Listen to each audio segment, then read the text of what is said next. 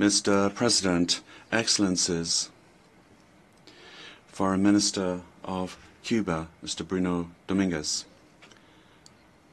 Today, I'm taking the floor to state that Mexico categorically condemns the economic, commercial, and financial embargo that has been imposed for more than 6 decades against Cuba, because it is contrary to international law and it is not in line with the values on which peaceful coexistence between the peoples of the Americas and the Caribbean is based. Mexico believes that the restriction on exports, the elimination of certain trade benefits, the hindering of the delivery of humanitarian assistance, and the obstacles placed in the way of obtaining credit from international financial institutions are all of them measures which are unjustifiable and unjust that must be suspended. Only in this way can we help to take a decisive step towards the consolidation of a more prosperous and competitive hemisphere, but above all, that is more just and peaceful, made up of sovereign nations.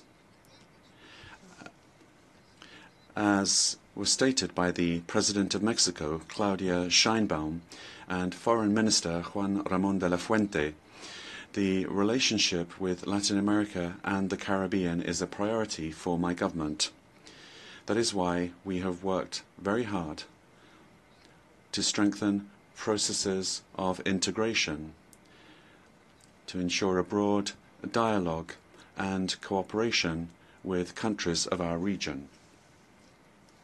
Mexico reiterates that when it comes to relations between sovereign nations, any unilateral measure that is designed as a way of applying political pressure from the outside in order to bring about change in the internal affairs of another state contravenes the principles of the United Nations Charter and is an assault on peace between peoples.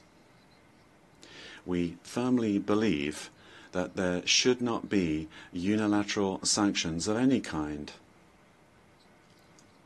And once again, we express our firm support for Cuba, a country with which Mexico will continue to work in order to overcome the joint challenges that we face, and do this through cooperation, dialogue, and regional integration, as we proved in recent days by offering all of the help that we could to Cuba after the electric crisis, the grid crisis that turned out the lights on the island for several days.